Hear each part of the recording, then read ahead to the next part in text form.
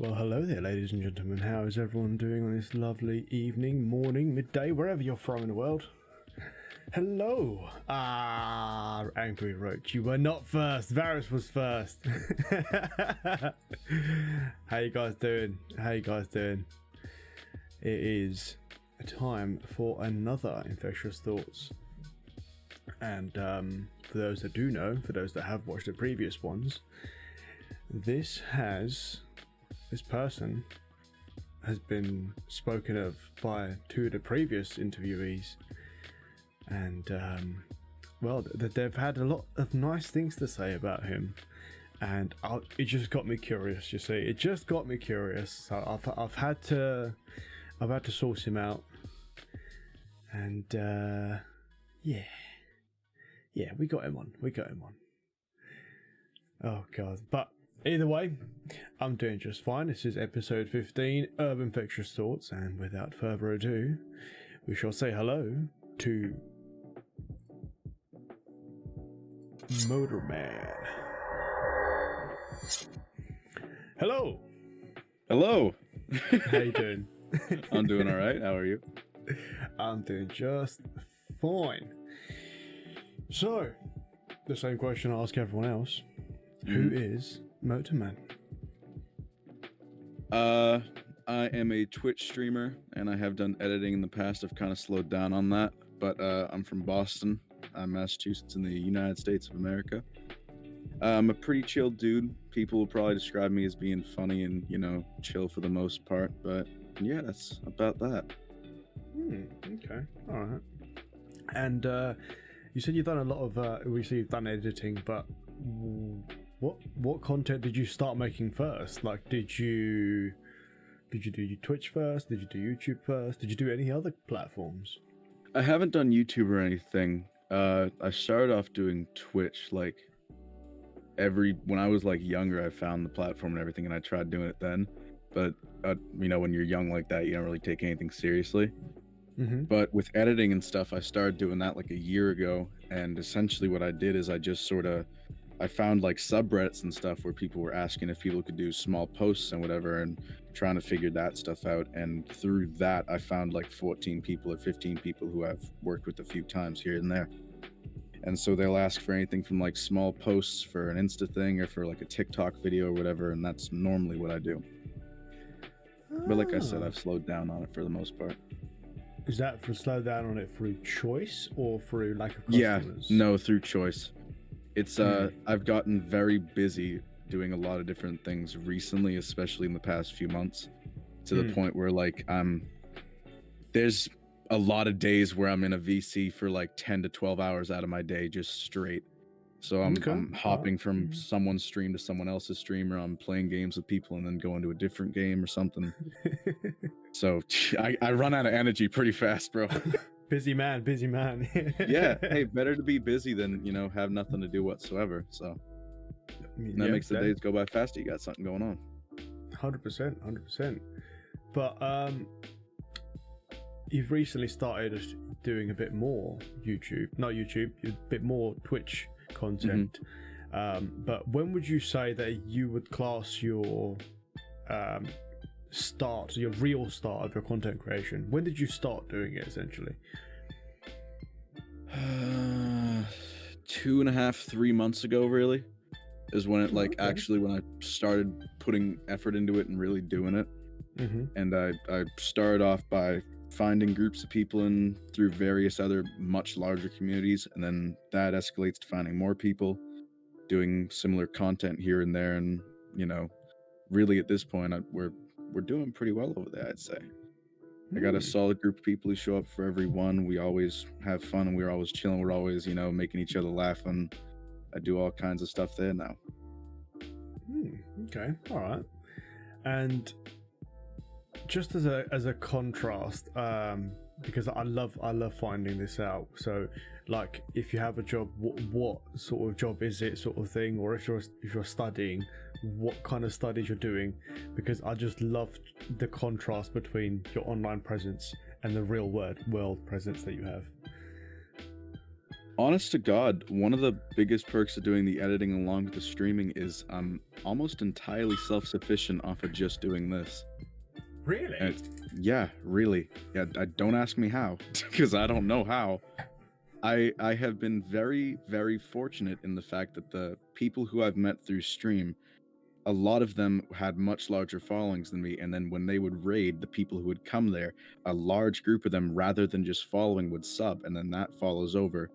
And then people doing bits and whatever, and then the money I make off editing, I'm basically entirely self-sufficient at this point. And it's crazy because, you know, the field that I want to go into for like an actual career path, it's so crazily expensive because it's paleontology basically, which if you know it, it's the study of dinosaurs and stuff. Yeah. So okay. It's so expensive to get into that field, especially here because it does not really exist in this state, never mind the region of the country. So I'd have to get out of this state and go farther out west, and I'd have to go through a bunch of different schooling options, and it's hundreds of thousands of dollars that I clearly don't have. So you got to give yourself time, bro. 100%. Like I used to be quite into the paleontology.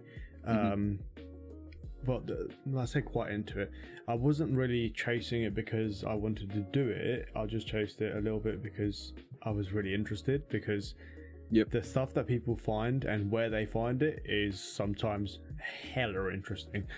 So, I know. Yeah, and there's so many misconceptions too because of the Jurassic films and everything, because they painted them in such a picture that makes them, it makes them good for showbiz.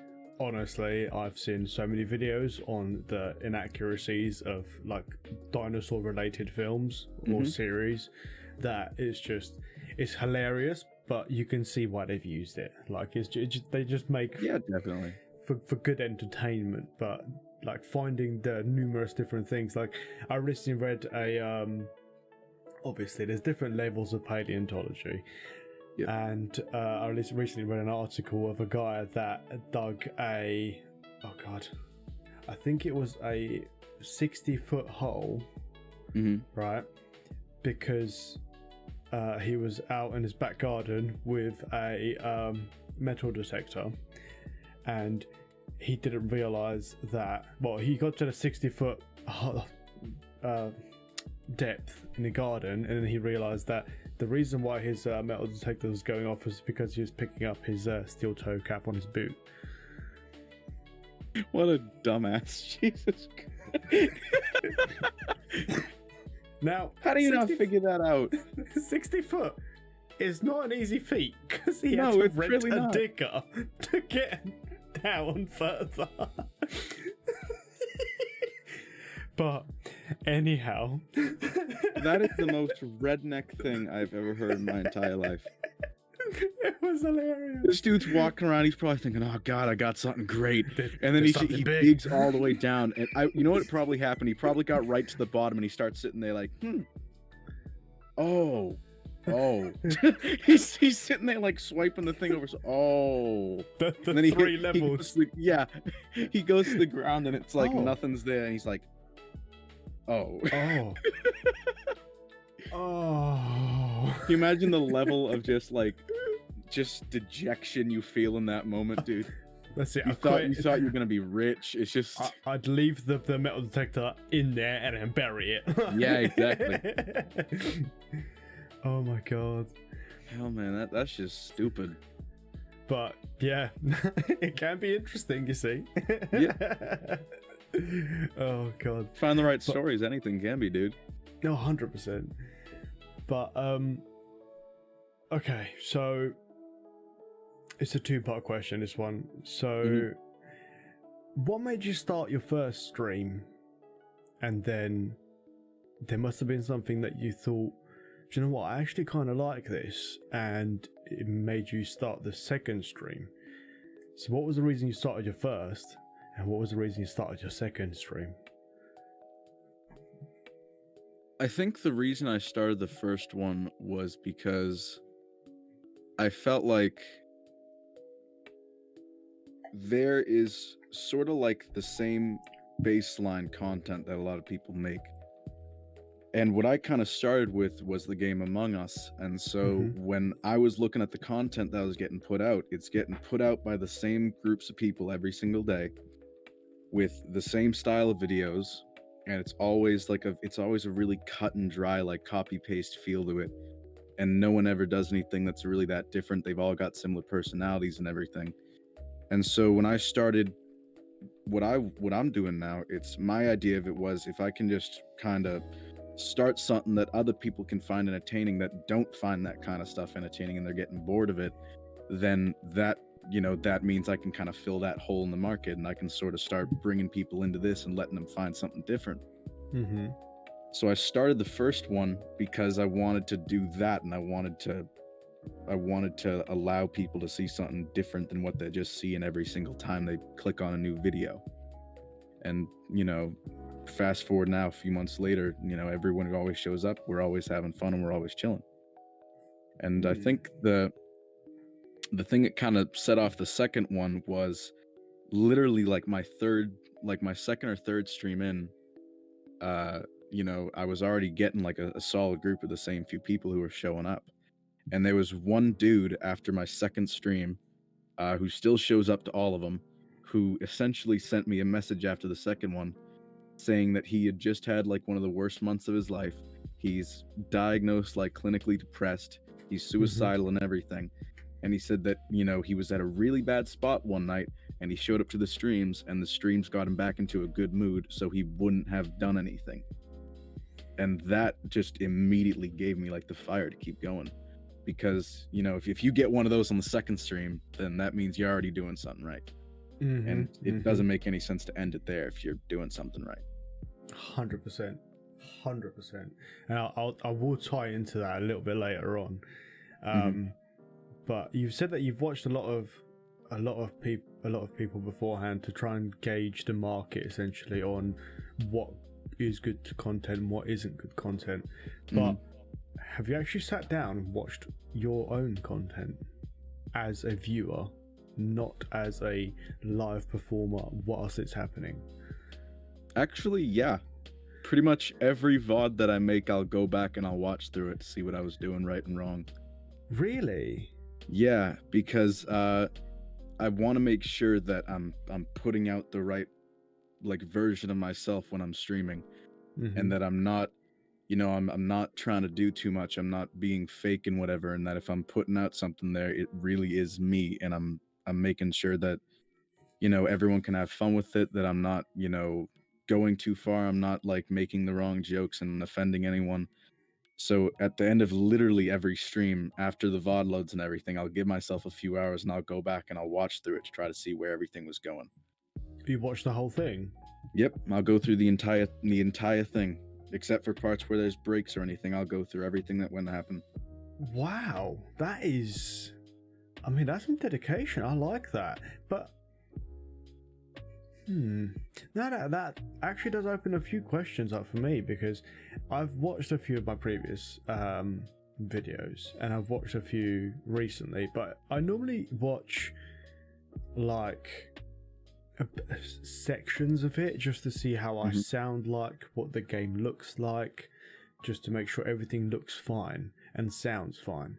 But I never actually sit through the whole thing. And I want to know why you can't do the job of finding out what's wrong with your stream through just skimming parts rather than watching the whole thing.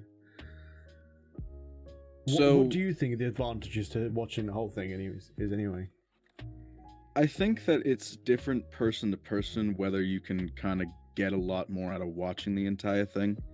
So a lot of the basis for my like comedy style for when I'm joking with people is I'll sort of like I'll take any one thing that happens and I'll try to stretch it out to make a continuous joke for the entire session. Or if I'm talking about something specifically with the Among Us games, I want to make sure that I'm catching on to things, and I want to make sure that if people are if people are watching it and they're calling out something that I'm not seeing, I want to make sure that I can have that in the future and make sure that I recognize what's going on. And honestly, for me, it's that the follower base that I have right now, it's a really, really chill follower base, but there's a group of like 15 people who really want to see stuff done right. And so if they come into the streams and they're chilling, they want to see everything done, the sort of, I guess, persona that's built up for me at this point, because literally half of my branding is that I'm not wrong. I'm essentially never wrong when it comes to calling people out on stuff. I mean, you got to be good at something. If you're not wrong, you're just not wrong. Like, you can't argue with that. Yeah, so so with me specifically, it's like if I can go back and I can find things where like I could have called something out, I can use that in the future and try to make something out of that for any sort of content opportunity. So like there's running jokes now with like, for example, there's a guy who we play with named Splinkin. He is like, me and him have become very, very good friends over the past few months. There's a running joke now that if we think Splinkin is the imposter, everyone shuts up and gives me the mic and just lets me do the same thing, which is I'll lean into the mic and I'll go, Splinkin, are you the imposter? And I've never been wrong when calling him on it because I know his voice at this point and stuff. And so there's those kinds of jokes that we have now because of the fact that I've gone back and I've found out if they work, and I'm trying to pick up on this stuff, and that means that the streams have higher quality. But it's funny because it wouldn't work with other types of streams because, like you said, you can just skim through and find certain things. But if you're doing those long-winded jokes, you're gonna miss parts of it if you just try to skim through it. See, I like that. And obviously, there, like you said, there isn't many games that you could essentially apply that to. But Among Us being the type of game that it actually is, that interesting. Okay, no, I like your thinking, and it kind of it goes to show that, like you've said, you didn't really take it seriously when you first started doing it, but sitting down to watch the entirety of your stream to pick up on social cues or small cues in the in the storyline, essentially, so you can plot them for future, is great. Like, I really enjoy. If I had a hat, I'd tip it to you, because that's some true dedication to your own kind of content and brand, essentially, going forwards. I really like that. Okay, I might start doing that for those types of games. I like that idea. It's just cool because, at this point there's like a solidified like group of like probably like 30 people who we can go to and try to make games out of for, a group of 10. So at this point, if there's like certain people in the groups, it's like we can pick out jokes that we know are going to work ahead of time. And my constant idea when I'm going into a game with someone is that I gotta make sure that I keep the energy up on the game so no one wants to leave early. And so that way the people who are streaming it can keep the games going for their own stream. So if I can keep a joke going for most of the stream, or if I can keep going from joke to joke and person to person, then that's a constant continuation of the content, essentially, of what everyone wants to see.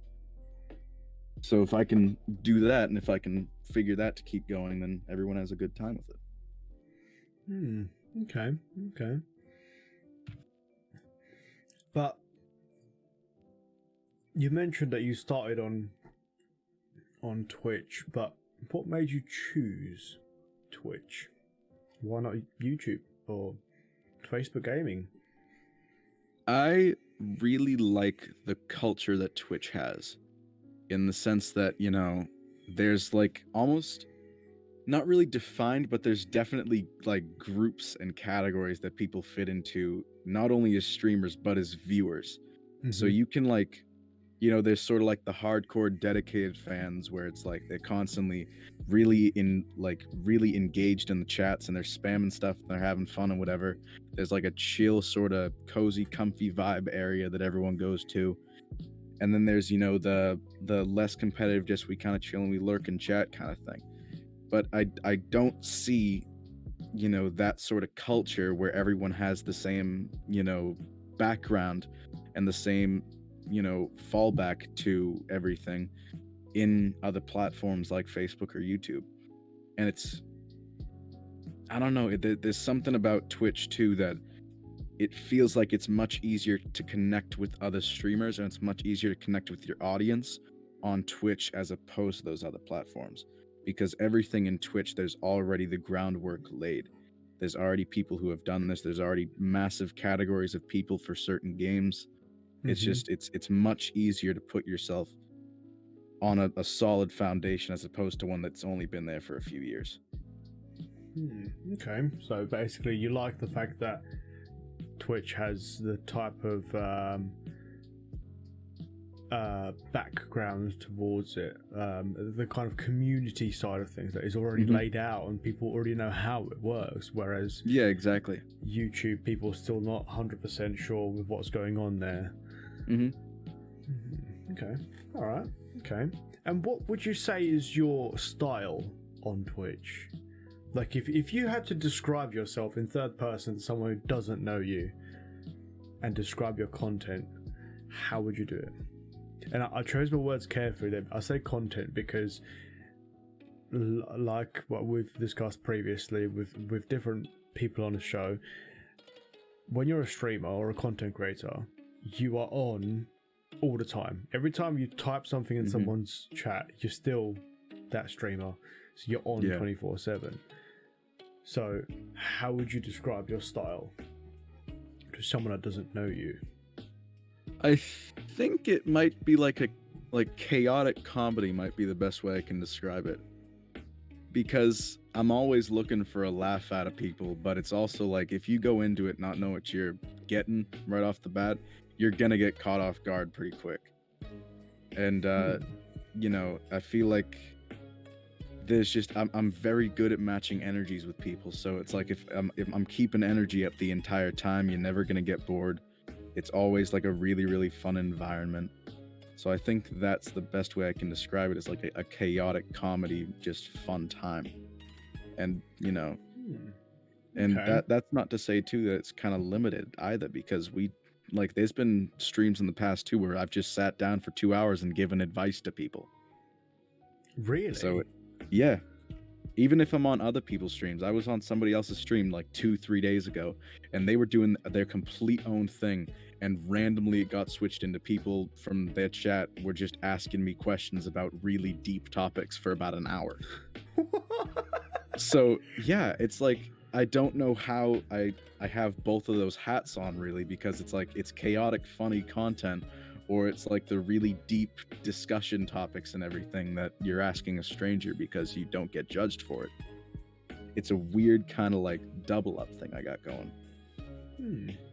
That's a nice place to be in, because I can definitely pick up on what you just said earlier, and I think that is something that a lot of people haven't been able to put into words, and that is matching people's energy. And that is a genuine skill.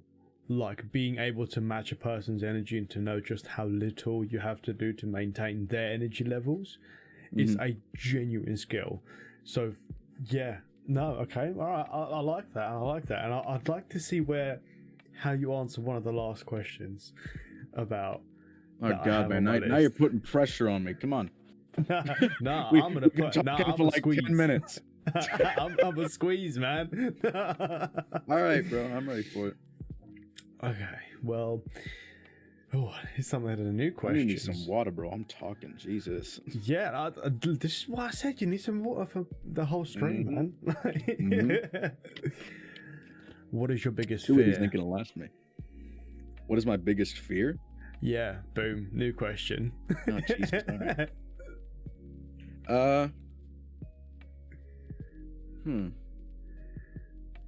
I think honestly, my biggest life fear is not living up to my own expectations. Like setting a goal for myself and not at the end of the day being able to obtain that, and then having to look at myself and, admit that I failed on it. Not because I physically was unable to do it because of circumstances, but because I didn't put enough effort into it. That's kind of my big one, because I don't want to do that to myself, get to the point where I can't do something because I did not let myself do it. So I think that might be my biggest one. Okay. Interesting answer. Okay. Aside from like the weird ones, bro, because we got some creepy shit in this world. Yeah, you got some weird fears. All right, let's go. You want to know one of the weirdest ones? Yeah. I want you on your free time to Google a picture of a face-on look of like a grasshopper or a praying mantis and tell me you don't get freaked out. I've seen that. Weird. They're so weird, dude. They got like weird little pupil things going on. I said this on someone else's stream the other day, and the entire chat lit up with people thinking I was weird as shit. Because if you want to get like, really spooked out, look up. Like, oh, which is nuts. Oh God, what's the name of it? I'll have to message you the name of it unless I find it whilst we have a break. But there is a baby spider. I can't remember the exact spider it is, but the face-on view of that will give you nightmares, and I'm going to send it to you. Oh, thank you. As if I don't have enough trouble. I got you, boo. It's fine. You know what's funny? I like one of the other things I say to people that kind of freak them out about what's going on is I have 4 spiders in this room right now that legitimately do like they get rid of insect problems at this point. Because I have 2 of the little like baby jumping ones. There's one that's about the size of my thumbnail, and there's one that's literally the entire size of my thumb. And like a whole ass spider. No, like just normal house spiders that I'm letting do their thing at this point. Because there's problems right now up here because we have a problem with the invasive insect called like stink bugs. We have a huge problem with them, and me living in a basement room, I have a problem with crickets during like fall time of year. So if there's a cricket in here, I'll hear that thing chirp for about 20 minutes and then it'll just stop because the big one over there got it. And if there's like an insect or something that gets, that just dies randomly, it'll be gone in like 30 minutes. One of them will come and pick it up.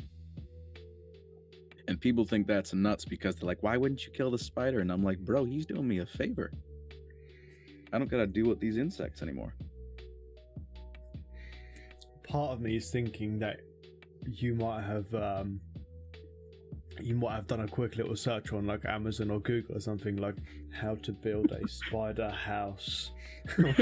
How to build a spider army. Just to use them like, yes, my pretty. Kill the insects. They're crazy. They're crazy, dude. Like, there's literally like one time the crickets around here are big. So like there's been times that like I'll legitimately one will die across the room. I'll see it on the floor, and then I'll look away for a few minutes because I'm finishing up something. Then I'll look back as I'm about to go get it, and I can see the big ass spider dragging it away. And I'm like, I'll just sit there like, that is cool as hell. He's dragging a whole ass carcass, dude. I have seen it before where spiders have caught something in their web, and I've seen them approach it. And how they wrap it up with their legs, and it's hella cool. Crazy. Hella cool. It's crazy how efficient they are too. Like they don't waste any motion. They won't do anything if it's not gonna benefit them. If they see something that's bigger than them and they know they can't take it, they'll just sort of let it do its thing. Like I've never seen anything besides the big one take away any large insects. It's always that one. And they all have like defined things that they'll go after. Like if there's a housefly in here, it's gonna go to the one that's the size of my thumbnail. If there's like the small little gnats or something and they go off, then it's gonna be one of the 2 small jumping ones. It's like they all have their own little thing going, and it's crazy. Now the real fun one would be that one day you kind of find the nest of the big one and you see that it's actually got it's got like 250 babies. I'm surprised I haven't seen that yet, but legitimately I've checked like once every couple of weeks, because if that happens, obviously I gotta change something. But like I've checked once every few weeks and it's like there's nothing. They just chill. I don't know, man. Maybe the dating life is rough. I was gonna say, like, I wonder if that's an actual. I don't know. I'm not too familiar with spiders. Like, can they self-reproduce similar to how snails can, or would they have to have like a male and female kind of a thing? A lot of spiders have a male and female deal where, like, if the male is gonna mate with the female just straight either kills him, or if it doesn't kill the male, then the male like runs off and just gets. But if there's if there's just those four in this room, then they're not going to be able to do anything with each other. So they just kind of, I guess they're doing their own thing. Okay. But I've checked every few weeks in pretty much every corner of the entire floor of the house, and there's nothing I've ever found. Okay. And getting back on topic. Yeah, we went from fears to spiders. Yeah, I like that though. It's cool. Like, yeah. But you said you did a lot of editing, but obviously you must have changed your hardware throughout your content creation. So what hardware did you start off with in comparison to what you have now? What changes have you made?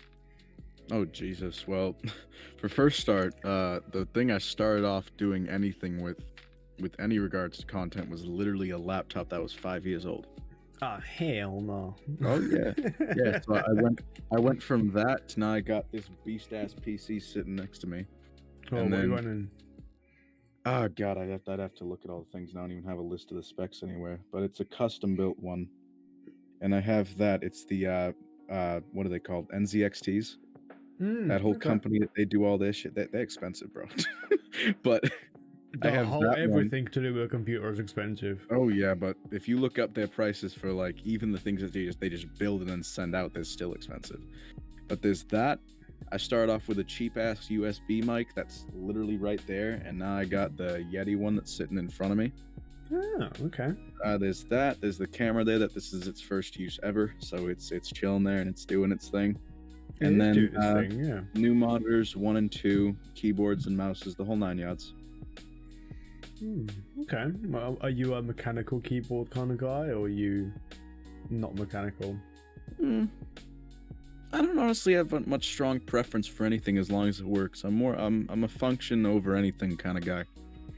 Function over form. All right, I like that. Yeah. Okay. Call me old-fashioned.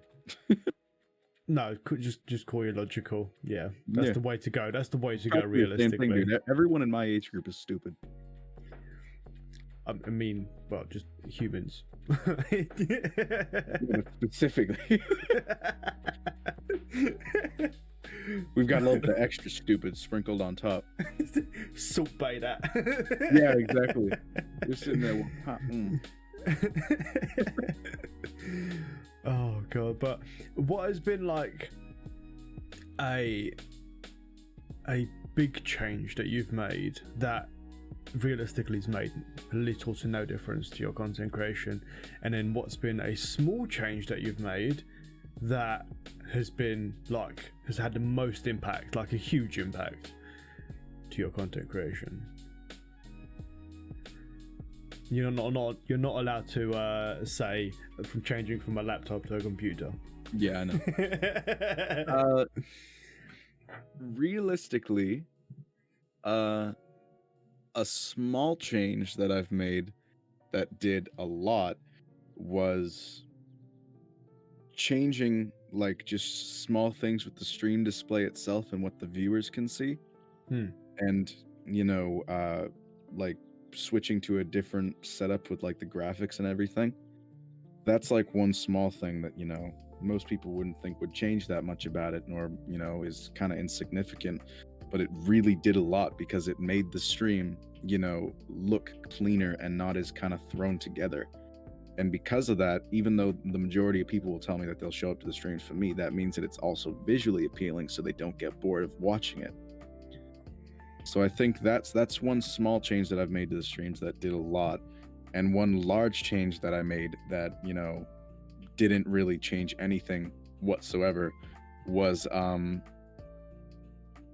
think really was like getting the like new stuff for like displays and stuff like monitors and whatever, and trying to, kind of go big with a lot of stuff. That really probably wasn't the best idea. What do you mean? Like going with things that are more expensive but at a similar thing as something that's much smaller and much easier to work with was a very, very bad idea. Give me an example. Like buying monitors that are the same kind as others but are much more expensive. That was a very No, stupid idea. I get you. I get Because you. Yeah. these are like a few, what, like a 300 something or whatever, and there were also ones that were, you know, the same exact kind of monitor but cheaper and the same exact, you know, whatever. But because it was a different branding and everything, I didn't take enough time to look, and I ended up spending way more money than I should have.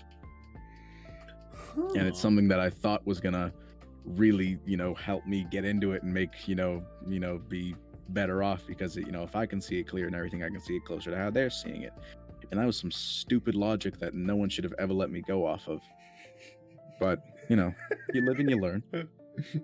I make a lot of dumb mistakes, bro. I'm young, but I'm also old as hell.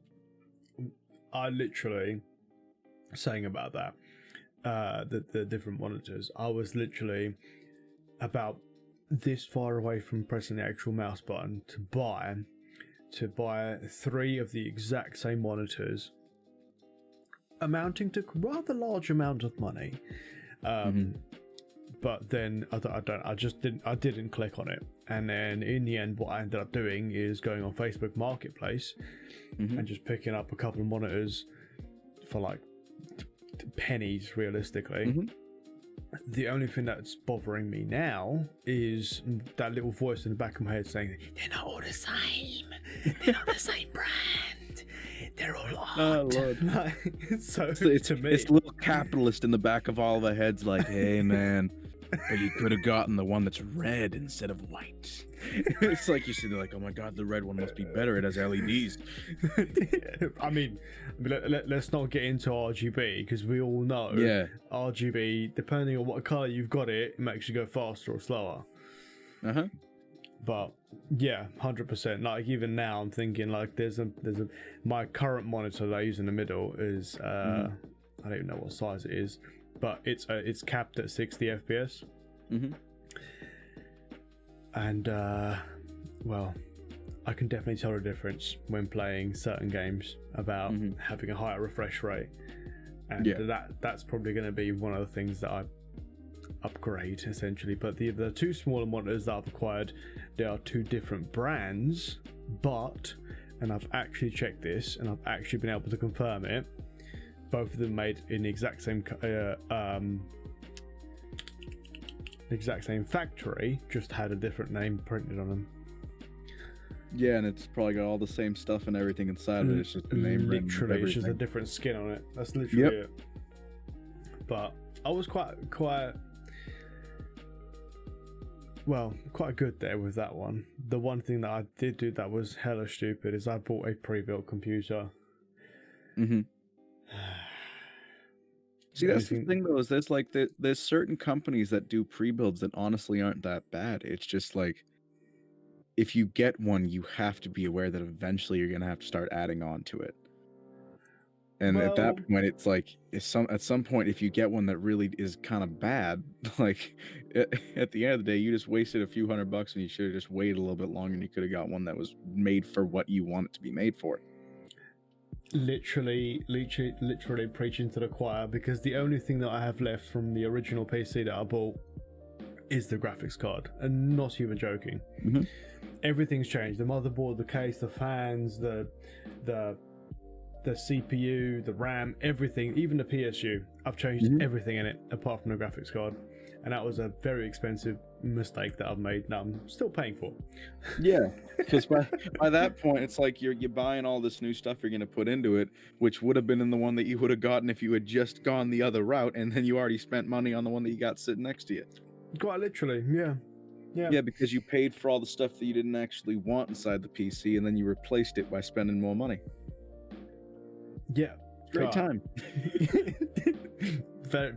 It's a valuable lesson that I learned. Yeah, exactly. Yes. Hey man, you live and you learn. You live and you learn. Your wallet's a lot thinner, but you learned something.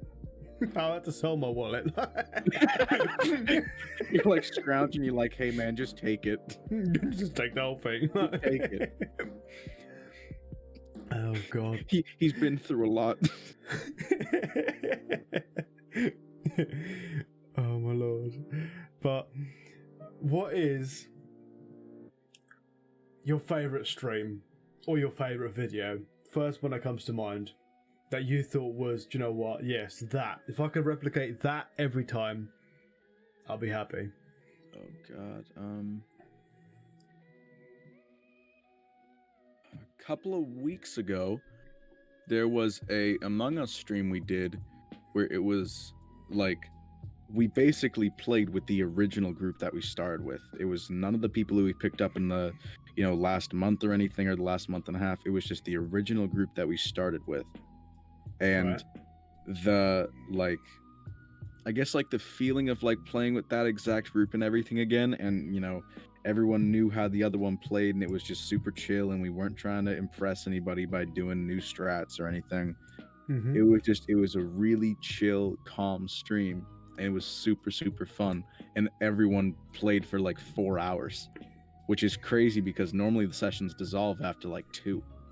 Because after 2 hours of, lying and deceiving your friends, you run out of energy at some point. So it's like we just kind of kept going and going and going and going and going, went for double the time we normally went for, and it was a super nice time to just have everyone that we started with be there for the session.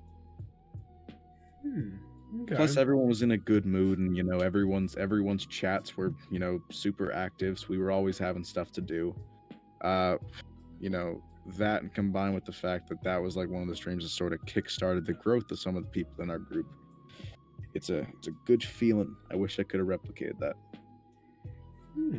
So what I'm hearing is you need to have like I don't know, every month you want to have a back to the originals kind of Honestly, stream. Yeah, I'd like to. Because it's at some point you do have to change things up, otherwise it kind of gets like monotonous to see the same thing over and over.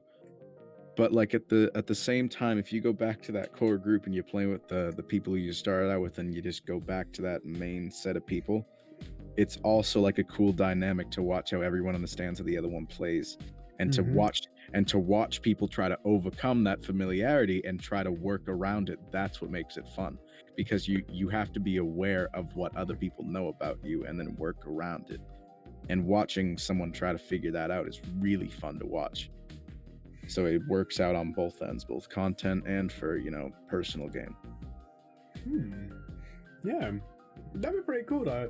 No, I'd say if I had something like that, I'd probably say something along the lines of either do it every month or do it like every 2 months, and just have it like you could have like a year long best of all, and then have the person that gets imposter the most times and doesn't get voted out be on a leaderboard of sorts, and then having the person that's the worst having to do a forfeit or something on those lines. Really get those people riled up, because I reckon that might be cool. One of the best like storyline things of the group that we play with at this point is that essentially I get voted out for doing nothing because I'm me. It's like they know at this point that I pick up on the stuff that people are sus of, because I go back and I watch everything. So it's like there's like the imposters. If I'm not the imposter, will kill me in the first group of 3, and if I am the imposter, it's like people, if I'm not dead after the first 1 or 2 rounds, they're immediately sus of me just because I'm still alive. So there was like probably like a month-long period, 3-4 weeks ago, where I couldn't get a good game in edgewise because it was always that same dynamic. And I messaged people after the games like, yo, bro, you guys got to give me a break. Like, I'm streaming all this stuff. I'm just going to get rid of some of y'all at this point and play with other people. Oh, wow. Okay.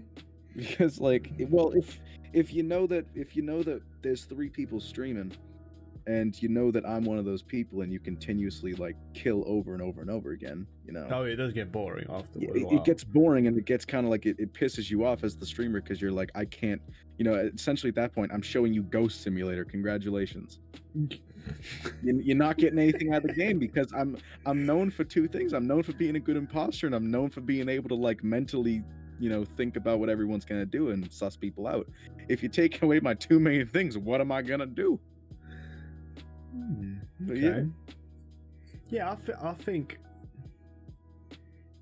What types of streamers do you stream with? Like, are they mainly Among Us, or? oddly enough, no. There's one guy who's like mostly Among Us, but variety. But the other ones who I stream with, the majority of them are like Minecraft-based people who just found like the Among Us thing and went with it. So like one of them, obviously, is Melissa, but like she mainly does speedrunning and has for months now at this point. Yeah. But like when the second that she did the Among Us thing, it's like she fits so well with our group so quick. And like it was basically every time a session was going, it was like she was the first person we'd all message, being like, "Hey, bro, get in the games. You're coming with us. You're playing." And then another one who's basically the exact same story is someone whose Twitch name is Luminara, but I call Lumi, and everyone else does too. She is essentially Minecraft and ASMR. And she just every now and then she'll join the Among Us games and the energy immediately gets lifted because she's a super positive person. So it's those sorts of people. It's like the ones who stream other than me, they're mostly not Among Us. So it's like a weird thing going. It's a very very oddball group. Yeah, but it's nice to see that. Like I like a really large contrast of people just coming together for the purpose of having a good time, and they actually end up having a good time because of how different they are and what they each bring into the group. Because like that is, and it's hard to find that, and I'm really happy that you have been able to find like you said, a core group of people that you can do that with. That's really cool. I'm gonna have to watch back through some of your VODs, or possibly even tune into whenever you're doing another one, because it sounds like it's gonna be the kind of. Don't watch back the one from 2 weeks ago, whichever one. Just don't watch that one back. I got so pissed. I got so mad. I was like, I had a string of like 14 straight games where I literally didn't make it out of the first round on any of them. And I got so frustrated so quick. So that one, I'll probably end up freaking deleting that shit, because it was honestly, I got so frustrated because I was just every single game I was getting voted out, or if I wasn't getting voted out, I was getting killed. So it's like, I'm sitting there and I'm trying to provide something for the people watching. I'm just getting killed. It's like I literally ended the stream incredibly abruptly after like 58 minutes, which is super, super quick for me. Yeah, that's pretty early. How long are your streams normally? Like 2.5, 3. 2.5, 3 hours. That's like the baseline that I try to go for, and it doesn't normally go over that. At least for as long as the VODs have been saying, it doesn't go over that. Okay, and what kind of games are you currently playing on your channel? The only two that I really kind of go back and forth with, I did Phasmo for a touch, but I stopped doing that because I've lost interest in it. But the two main ones that I'll go back and forth with are literally just Among Us and Minecraft. And if it's Minecraft, it's like we're all just kind of chilling and talking and doing our own thing. But if it's Among Us, then strap up your boots, bro. We go. Yeah. Okay. All right. I like that.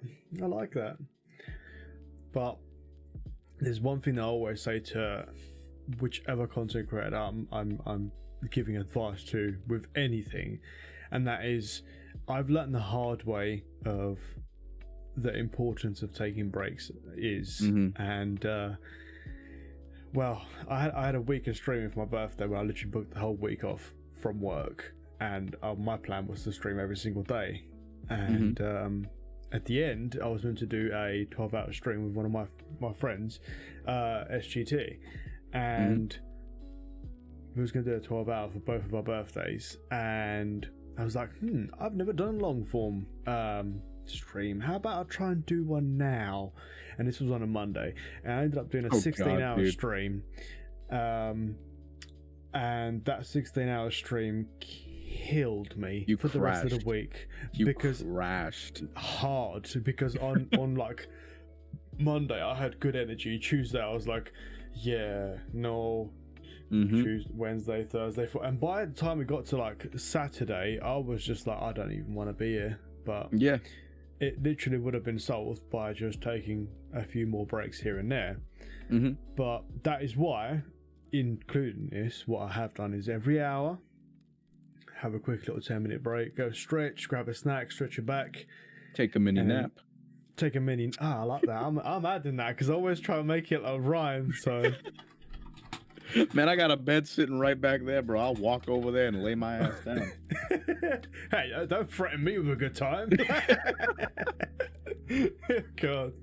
But viewers and lovely guest, we're going to go for a little break, and we'll see y'all in about 10 minutes. Yeah, we'll call it 10 minutes. Peace out.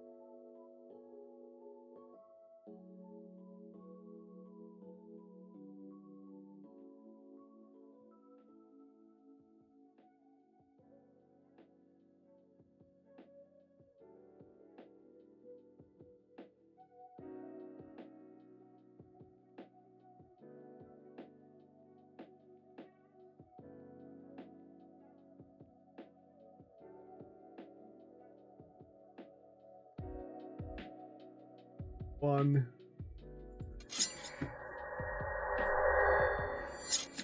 Hey, yo, people, we back. How's everyone doing? Hope everyone grabbed a drink and stretched their back. Miyamoto was literally clicking everything over the mic. Good. You're gonna need it. It happens. When you're talking a lot, it just happens. Right. I was saying just before we went live that this is one of my favorite questions. So there's rules to this question, right? So I don't want to know the name for the negative, but I want to know what you took from that experience that you don't want to do yourself, and I do want to know the good names. So, who have you worked with that has been like an actual inspiration, or has had certain qualities that you just like? I want me some of that sort of thing, or I want to do more stuff with this person. And then who have you worked with or collabed with or played with that you thought was just an absolute arse hat? No, you can take a few of them, but I just want.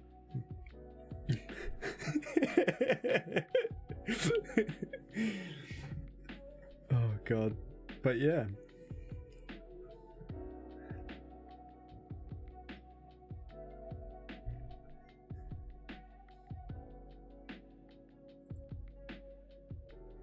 Okay. Oh no. There we go. I accidentally had you muted. It's great. Good job. We're starting off right. Yeah, they didn't literally hear the email thing. But thank you, chat. So I'll do positive ones first then. So legitimately, and I'm gonna be 100% straight shot on these, as if I'm not with everything else, but legitimately, the one who I mentioned earlier, Lumi, she is, honest to God, probably the nicest person I've ever met in my entire life. Like she can have like a really, really bad one, like a horrible day, and she'll still show up and like talk to me as if everything is going completely great, and she's still super happy to talk. And it's not just that, but it's like in the last week alone, she's allowed herself to be super vulnerable with me. She's super trusting of me, and it's all of those positive qualities and everything that I see in her, things that I'm trying to emulate. And so with those qualities, it's definitely her. And the other thing, and it is strangely enough very similar to the ones that I've heard you say before, Mel, not just like from a humbleness standpoint, but in terms of just the fact that she has this philosophy where essentially she has said 1,000 times that right now she has the opportunity to do something big with this whole Twitch deal. She's growing at a great rate right now. She has much higher viewership than she had even 2 months ago. And the people who are showing up are all having a great time. So she's retaining all that viewership. All right. She always says that she has the opportunity right now. She's not going to waste it. She's not going to squander. She's going to put as much effort as she possibly can in to make it work right now. And I admire the hell out of that, because the dedication that it takes and the time that she's putting in, and the sacrifices that she's making to her own, time with other people that she could be spending it with. She's taken that time and she's taken all that effort and she's putting it into the thing that she has passion for, which is streaming. And I legitimately admire that, and I wish I could take that quality a little bit more. Now on to the assholes. I know, don't say the name. I know.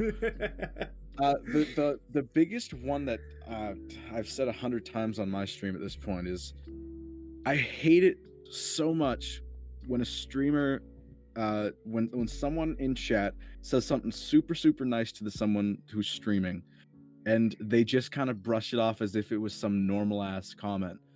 It's like I've been told incredibly kind things, and I've been messaged things on Discord and on Twitch and everything of people being super, super kind and genuine and just saying incredible things to me.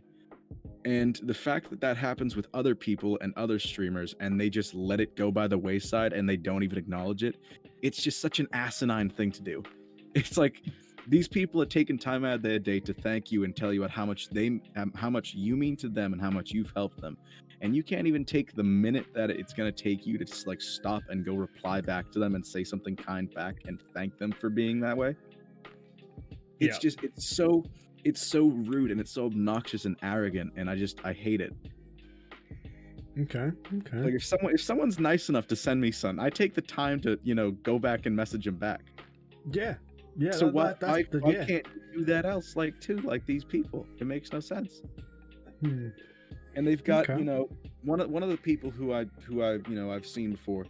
They have hundreds and hundreds of viewers and everything on all these streams, and it's like they have all these people who are being consistently super kind in their chat, and yet still it's like they don't even acknowledge the people there being kind, and they're being genuinely kind too. It's not like it's any sort of like backhanded creepy shit or anything like that. They're being genuinely kind to this person, and they just let it go. It's like, how? Cool. You're so fortunate in that situation, dude. You got me off now. Now you're getting me going. No, that's good. That's good. Keep going. No, let's go. Yeah. We've got that motor going. How many more puns are you gonna make about my goddamn name? But yeah, that's the big one. I hate when people do that. Or like another one is like when people who are streaming who have large followings don't acknowledge how much like how much their viewers really actually mean in that sense. Oh, and then 100%. God forbid they drop off like 20 or 30 viewers from their stream and they act like the whole world is falling down on top of them. It's that constant flip-flop back and forth where it's always the poor me attitude. I hate that. I absolutely hate that. That's the thing. You've got to be real humbling, because I've said it, and I'm going to carry on saying it right the way through till I one day cannot stream anymore. But the reason why we are here as content creators is because of the chat. Because that's what keeps us going. That's what influences us. That's what gives us the drive. And like you said earlier, when you receive messages about people that have genuinely made like changes in their lives, that have you've impacted them in such a way that they've changed their own life because of you, like that is the biggest thing and the best thing you can possibly hear from any single one of your viewers. Like I've had people message me saying similar things along your lines of what you said earlier, that you said, oh, you're like, thank you very much for doing this, like I'm loving it so much, and it's I actually take the time out of my day to make sure that I turn up here and I'm there, and even though I'm not chatting a lot of the time, your presence makes me feel better. And I know that if I was to pop up in chat, you would say hello and you actually interact with us, and like it's nice. It feels like we're not just another username. And yeah, like massively, like, I've had chat make me like emotional as hell. Yeah. And if it wasn't for chat, I wouldn't be here. Simple as that. So on the night, like a couple nights ago, New Year's Eve, I got like 20-30 people messaging me, telling me all these incredibly kind things or whatever, and I was literally sitting there reading them at 10 p.m. like trying to moderate a stream at the same time as doing this, and I was just sitting there. Now listen, I tell everyone this.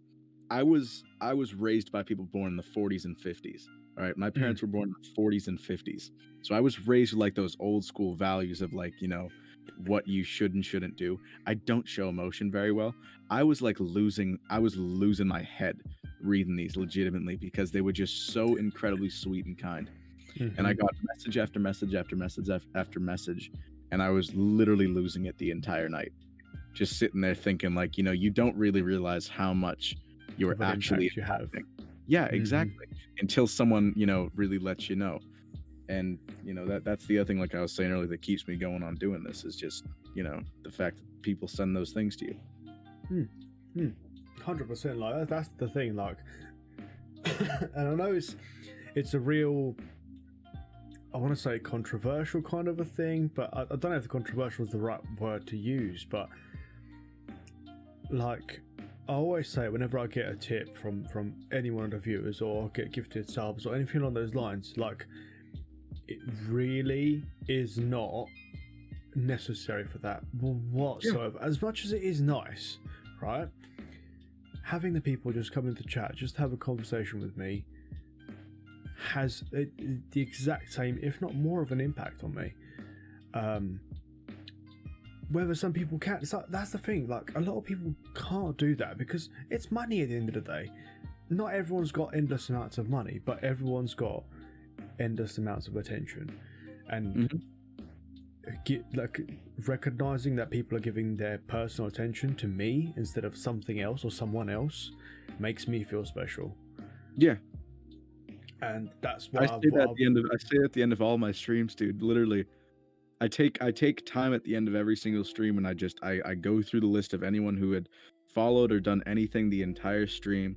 I go through that entire list. I thank each person individually, and I say a big thank you to everyone who was in the chat the entire time. It's like I end every stream doing that because I legitimately care about the fact that they showed up here and they're spending their time here when they could be doing anything else. They could be, literally they could be going and doing something completely passion-based or anything like that, and instead they chose to come and spend their time here, listen to some jackass from Boston talk about random stuff. I take notes throughout all of these infectious thoughts, because this is another reason why I do these, because I want to try and improve myself as much as I can, and that is something that I've written down, is to take the time at the end of the stream to thank each individual follower, and to just, I like that. I really like that, because it just goes to show that I actually appreciate. I like that. I can see what Mel and Logic were saying about how you're a nice guy. Oh yeah. I'm awesome. I know. I'm a 10, bro. I'm awesome. Oh, well, that's a great mentality to have with this next question, because what is something that you're good at? What's something that you're bad at, in your opinion? When it comes to your content. When it comes to my content, because you're not allowed to sound a bad cook. I'm very good at keeping everyone's moods up, both the people who I'm talking with and playing with, and the people who are in chat. And if I see that there's like it's going on the opposite direction, I take time to change that and make sure that we can fix it. Like there's obviously times in when we're playing Among Us or something as a group where someone feels like they're being targeted, or someone feels like a joke's gone too far. There was a time a couple of weeks ago where someone thought that I was trying to push a joke too far or something like that, and they messaged me about it after the fact. And I immediately said, I messaged them back, and I immediately said, hey, you got time? Let's jump into a VC right now. We're going to talk about it and get through this whole thing so that we can make sure everything's fine. So in regards to the content side of it, everyone, if they're in the stream or if they're in the chat or anything, I take time to make sure that everyone's having a good time with everything. Now, one thing I'm bad at on the opposite side of the thing, I am very, very bad at accepting other people's compliments towards me, even though I act like I, kind of take everything to heart and I act like I'm such a great dude. I have serious trouble when people who I legitimately respect tell me that I'm doing something well, or they give me a genuine compliment. I suck at taking it to heart, because I'm always sitting there and I'm a You're used to the other end of it. Yeah, I'm a perfectionist too. So I'm used to telling myself nah, you can fix that. You can do it a little bit better. Change it up, make it more clean, make it more palatable, that kind of deal. So when I get the message back from somebody, or when I get positive reinforcement from someone who I actually care about and respect, that I'm doing something well, I have trouble internalizing that and really taking into effect that I could just slow down and take a second. So I think that's my positive versus negative, and it's a kind of a big contrast there. Yeah. Just like Rand said, that's very interesting because, and I know a lot of people that have the same sort of feeling, essentially, of being able to take a compliment on the verbal side of things, but when it comes to actually accepting that and knowing, like, like I really appreciate that. Like, you can be appreciative, but being conscious of the fact that they have literally just said, like, wow, dude, like, you're amazing at this, or like, I love how you've done this. Yeah, 100%. No, I could definitely. Yeah, I know a lot of people that have similar sort of issues with that, me included in that as well, because, like you said, people that I have close to me, close to my heart, that I have genuine interaction on a regular basis, that I would class as being my close friends. I do find it hard when they say to me, I really like that you've done this, especially when it's a specific thing. Like, for example, I don't know, let's just take the lights. Like, let's just say I feel like the lights just look absolutely horrendous and they just look crap. And they say to me, yo, like, I really like the way what you've done with the lights. I'm like, thanks. Yeah. It's kind of like a brush off acceptance kind of deal. Yeah. And like, no, I can definitely relate to that. That's one of the things I sort of like, the people who talk to me or meet me on stream versus when they're just like, they get the time to like step away and talk to me and just me and them in a VC. It's like one of the first things people sort of realize after the end of the conversation is they're like, dude, that was like night and day. Because I play up the sort of character that I got going on a lot of the times, and I play up the persona when I'm streaming or when I'm on someone else's stream, because my first idea is we got to make sure that, you know, we keep the energy and the content going. But, you know, when I get off a stream and I sort of let that go and I kind of like let the curtain drop sort of deal, it's like, you know, all that sort of, it doesn't all go away, obviously, but sort of the things that you can poke a hole into, they show up more. And considering the fact that basically every conversation I ever have with a new person starts out with a list of about 4,000 questions, they quickly get to the stuff that, you know, there's like holes poked into. Okay. All right. And what is your favorite ice cream? Oh, come on, dude. You're going to ask a Bostonian what his favorite ice cream is? I've had a few goddamn ice cream we have up here. Why are you doing that to me? I've thrown a few curveballs in here. Right? It's meant to throw you off. Nah, man. Nah, I'm gonna answer that now. Okay, what you got? Rocky Road. Really? Yeah. Okay. All right. I got time for that. You're just like, and here's your prize that you want. Oh my god! If I could, do you know what? Jesus. Imagine storing it. Oh no, that wouldn't be that big of a problem. It's cold as hell up here. Just leave it outside. Yeah, leave it outside and it'll be fine. And the days when it gets cold out, dude, you know, you just put it on the ground and it'd be cool. I live in a basement, dude. Put it on that side of the house and it's good. Oh my god. But oh, this is also another good one. I like this one. Has streaming influenced your persona outside of the online world? Take, for example, your confidence or the way you approach certain conversations with people, or how has it influenced you? Or if it has, of course. Like mine, Twitch lingo. Definitely not fun saying POG to a good deal in the local supermarket. Dude, I do that to memes sometimes, but like when I meet people who legitimately end every sentence or response with POG, I just sit there like this. Just the entire time. I'm looking at the screen like, why is it still lighting up? Why are you still here? Go away.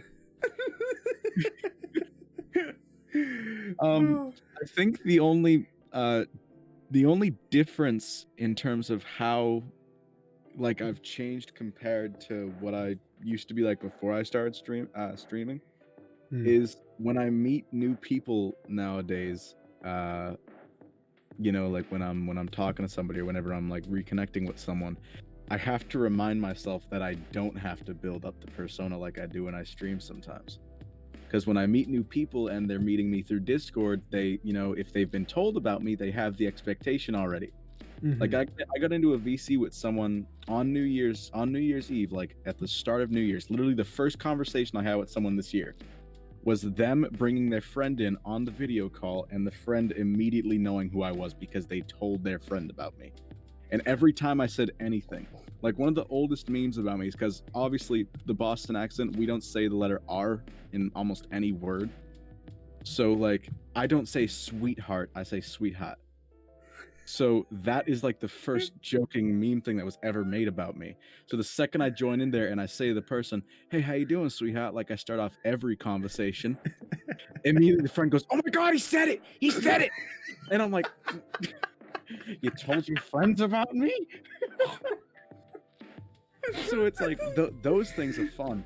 And then it's like when I go outside and I just meet people, they obviously haven't been told anything about me and they meet me for the first time. I have to remember that some of the things I say aren't going to be taken like that.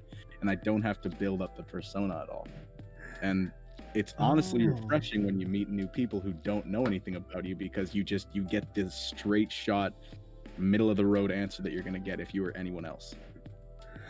That's the thing, because that's one of the reasons why I sometimes really struggle with this Infectious Thoughts is like, do I take the time out to go and watch one of their streams so I can kind of get a feel for who they are, or do I just approach the blank canvas and just see what kind of colors arise? And I felt like with you, with the way that you was described by Mel and Logic, I just wanted to approach it with a fresh kind of mind because I have no idea of anything about you. That's why this is all. And the first thing I said to you when we started up the VC before the stream was, "Yeah, man, we got to get this energy up." And I started yelling at you immediately. Yeah, literally. So that was a good introduction, wasn't it? You literally was like, it fully threw me off. Like literally, fully. I don't know what I was doing. I think I was drinking my water, and I was about to like type something on the keyboard. And you was like, "Yo, energy!" I was like, "Hey, yo, what? No, what? What was I doing?" Oh, the head like one of those things. Like, who the hell was that? What the hell was that? Like the equivalent to like a friendly jump scare. It was good though. Oh my God. Man, you gotta start off the call right. We gotta keep this thing going. No, and I like that. And I like that. I wish I had that kind of energy. I really do. Oh my God, it threw me off so much. It was brilliant. Yeah. Oh my God, but. Oh God, right, we've already covered this question. I'm just trying to I threw you off again. You don't even know where you are on your list. Me off again. Oh God. Right. Okay. What types of games do you play on stream versus the type of games you play off stream? And is there a difference?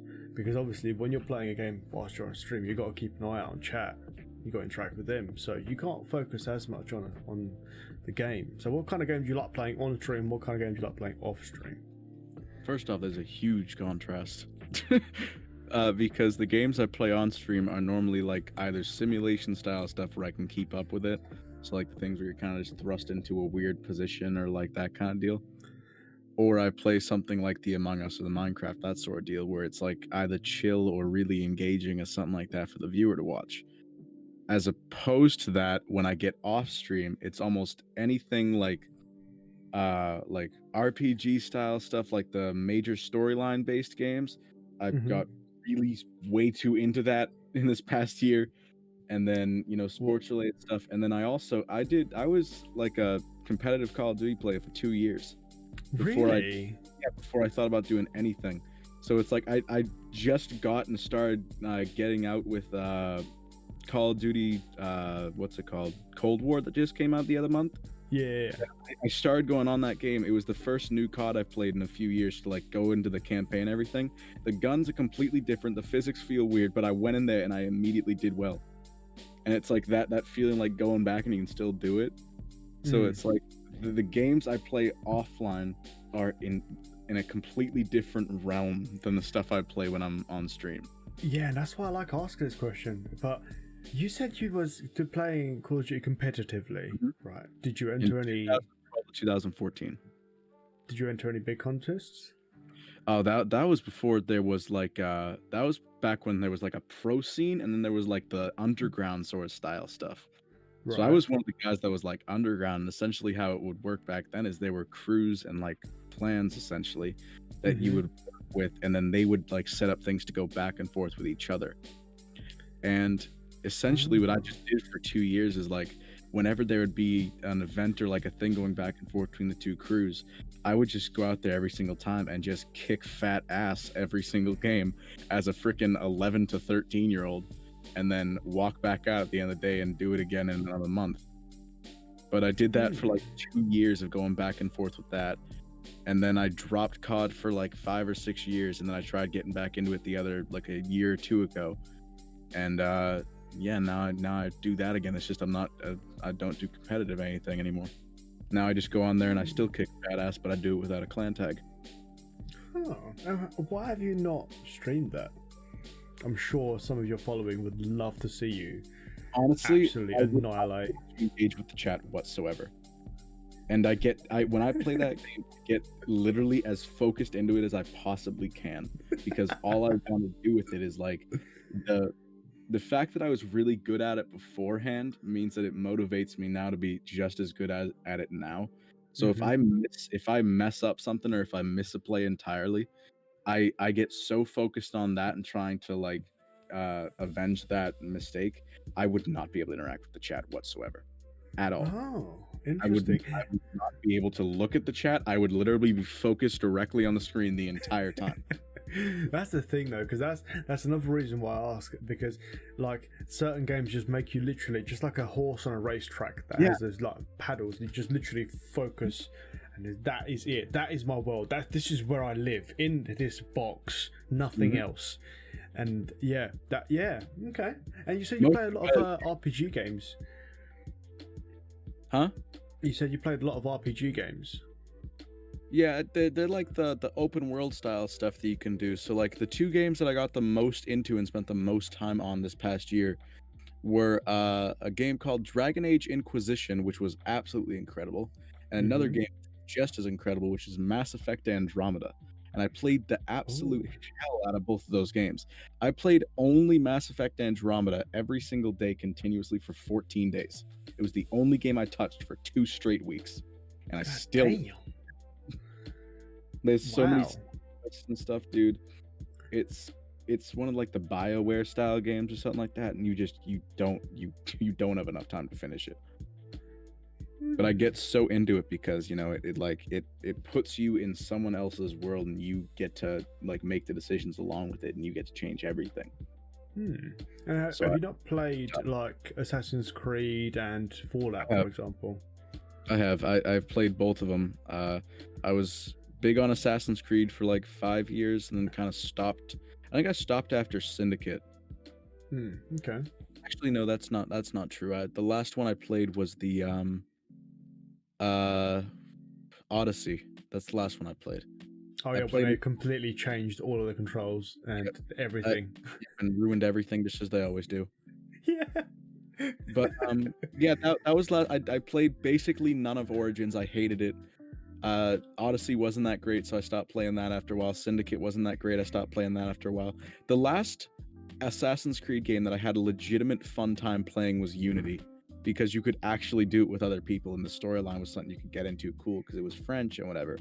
And the idea behind it was nice, but it was just, you know, Assassin's Creed 3 is still the best Assassin's Creed, no matter what anybody says. And hey, it's in my city. It's in my city. So I gotta like it. I agree with that. Yeah. Okay. All right. What about Fallout? Which one's your favorite Fallout? 4. Fallout 4, not 3. Also in my city. They like my city because it's a start, but I really liked 4. I really loved everything about it. I loved the, I think I'm honestly kind of biased because of the location of the game, but I had so much fun with that game, and it was the only Fallout I played for more than a month. So yeah, I think that one was my favorite. I liked the whole idea of it, and I liked the way that they set everything up, and I don't know, I tried to get into 76 is the one you do co-op and all that, right? Yeah. Yeah, it's all online. Yeah. Yeah, I tried to do that. I hated it. I played it for 30 minutes and stopped. Oh wow. It was not my thing. I did not like it. There was something about it. I hated the way they did it, and the way they did set up. You have to hit certain benchmarks in a certain way and everything, and Yeah, no, I felt the same way because I love Fallout, and that's actually one of the things that I was seriously thinking about buying the whole franchise and playing all of it, or just buying number 4 or 3 and playing them, because I love Fallout. To the point of where I have a full-size wearable T-51B power helmet. Like, I'll get it out. It's literally right here. All the things I had listed too, they're not even any of my favorite games. Like, literally, this bad boy, you can wear it and everything. Jesus. So yeah, like I love the it would have been Fallout great franchise with the helmet on. I would. I genuinely would. You're like, this is the new thing, guys. Welcome in. Welcome to the channel. Mm-hmm. I'd love to, but the headset doesn't fit inside of it. They're gonna see the notification in the next 20 minutes. They're gonna show up like, You know my favorite game all time was though? Ooh. Sorry? I said, you know what my favorite game all time was? It was Skyrim. Skyrim. I have 1,500 hours put into that game. Okay. Something like that, and that's on like the new character that I made like a year ago or something like that. Any game like that where you can just throw yourself into it, I get so invested in it so quick, and I have to see it through to the end. And if I don't, I just kind of like I keep hitting myself and kicking myself over because I'm like, come on, there's stuff you're missing there clearly. Oh my god, then trying to do all those side quests as well is just insane. Jesus Christ, dude, you're telling me. And then when they start adding in other stuff that you could do, like whatever it was, like Solstheim or something like that, where you go in there with the black books and the Daedric, dude, Jesus. It's like just finding all the things, trying to mess everything up like that, and every time you destroy a tower, some big giant vine monster thing tries to kill you. What about Oblivion? Did you play Oblivion as well? Not that much. I played really. Yeah. You know what surprised. You know what I tried doing that honestly it was kind of bad was I tried going on the Elder Scrolls Online thing. It does not feel like Skyrim at all. Really? It doesn't feel like Skyrim. It doesn't feel like it's even part of the Elder Scrolls thing. It feels weird. And I tried going on. I didn't like it because I saw like all the ads when they changed everything up and they had a whole new story going into the new thing. It wasn't that fun. And right, because I was actually thinking about getting it the other day, but I don't think I will now. Nah, it's like hit or miss, I think, for most people. If you're acquired down to the like Skyrim style of it, you're not gonna like it that much. But if you just like the Elder Scrolls games as a whole, you'll probably be fine. Okay. All right. Maybe if it drops down in price, I might get it. But I mean, hell, man, I got it when I was playing it. Okay. Got Deacon Xbox Game Pass, mate. I never bothered with a Game Pass, honestly. Honestly, dude, for like $1 that you gotta spend on the first one and $5 monthly, you get 120 something games. It was worth it for me. I'm the type of person that would like get a game, start a game, and then complete it for its fruition before I move on to another one. Because I just prefer seeing things to an end, sort of thing. Yeah. And like even playing, for example, Red Dead Redemption, I refused to get the new Red Dead Redemption until I fully finished the previous Red Dead Redemption. That was another game I got into this year that I spent way too much time on. They're RDR2, good games. Jesus. It was an incredible storyline. I loved it. 100%.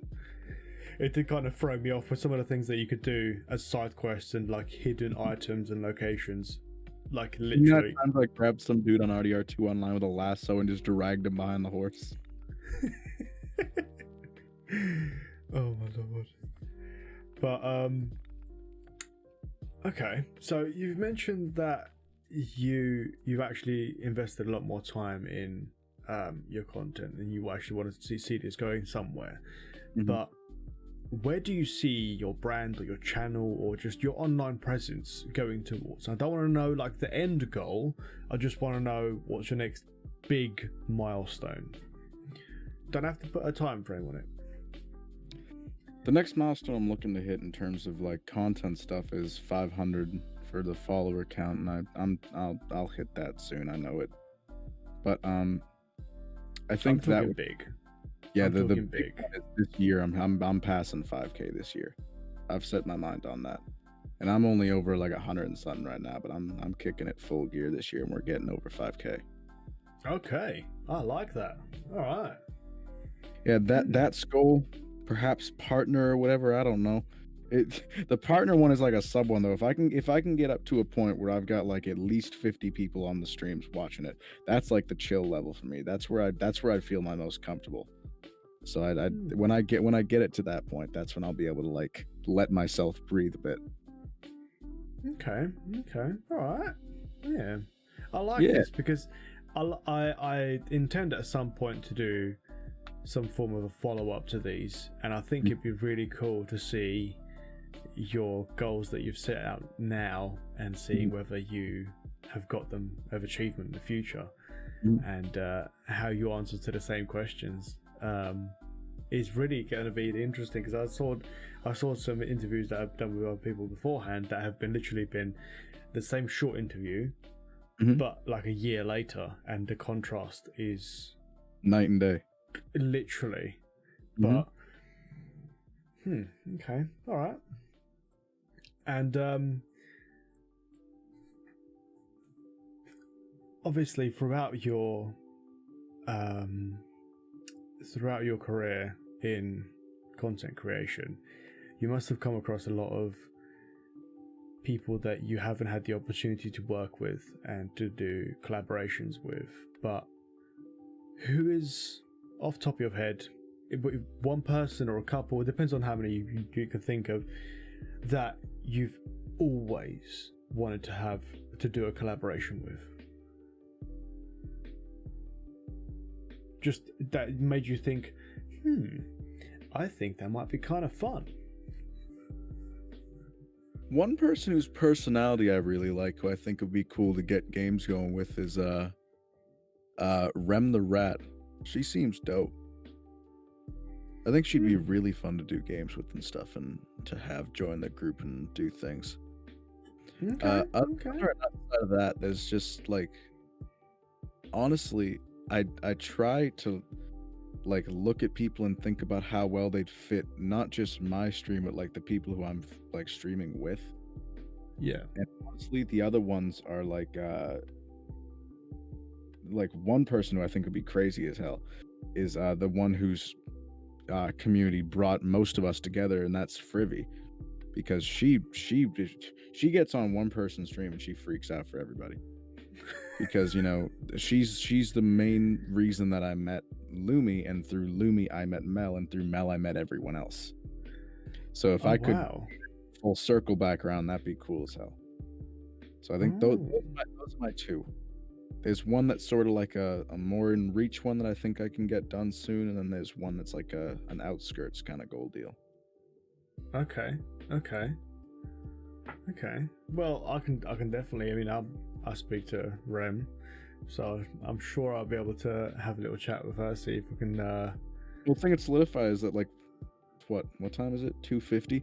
Like 5 hours ago, I was watching the one you did with Rem, and I was sitting there and I was listening to her talk, and I was like, bro, she would fit in this group well. Like her style of personality, where she's chill and everything, and she's got like that like wholesome side to her and everything. But you can tell she still knows how to have fun. She could get crazy if she wanted to. Yeah, So yeah, she I has like got that kind of, really well. yeah, she's got that kind of impulsive sort of thing, but she's, yeah, no, okay, all right. I might be able to sort you out there with something. Coolio, bro. All right, okay. And now personally, throughout me sitting here, I've always had certain things that have influenced me in a negative way. One of the biggest examples I always use is blue light. Recently got 2 new lights, absolutely amazing. I can control the amount of warmth and coldness to the light, and it has made a genuine impact on my eyes. I can actually go to bed after a long stream not feeling like my eyes have been dried the hell out. Yeah. But how has your content creation negatively influenced you? Number 1 on the list is my sleep schedule. God damn. Because what is sleep? no, dude, it's like the people who I play with are so spread out over the freaking planet at this point. Like, there's people who we play with in New Zealand, there's people who we play with in the Netherlands, like Mel and Tim in that group, and in the UK there's like 15 people, and then all throughout the time zones of the United States and Canada. So it's like trying to balance those out and everything. It's much easier to work around, like, especially Mel, because Mel's sleep schedule already kind of fits us. But it's like, if we're trying to get a group together, like this has happened in the past, where we're trying to get our friends who are on the West Coast to play with us, like me on the East Coast, and the Netherlands friends, and the New Zealand friend that we have, it is so, like, there's literally like a 2-hour time slot we have to fit something into. And out of that time slot, it's late as hell for me. So mix that in with, I'm on other people's streams constantly, or I'm moderating people's streams all the time and stuff. My sleep schedule is just jacked up, bro. It's like I had it good for 3 weeks, and a week ago I went on one person's stream. It was a 6.5 hour stream. It went until 4 or 5 a.m. my time, and I was dead. And that's what screwed me over since now. Like, for right now, for the example, dude, I woke up from a nap at 6:30 p.m. last night. It is 2:53 p.m. right now today. I haven't slept since I woke up. And I'm still here. You're having a nap, like you said. Take a mini nap when we have a break, right?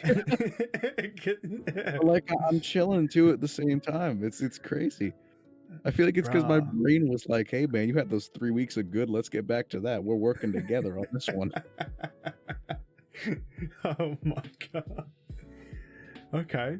Well, speaking of breaks, what we're going to do now is that I'm going to ask you a question. I'm going to let you think about that whilst we go on this break. Ooh, big question. Okay.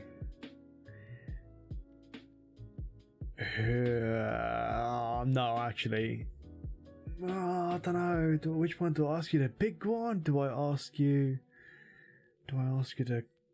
In fact, no. I'll ask you a question now. When you have... my friend. What do you do when you hit a creator block or just a block and, like, you're not sure what to do next when it comes to your content? And how do you get over it, if you do? I think it has happened to me already before, and I've only been going for a little while, but, like,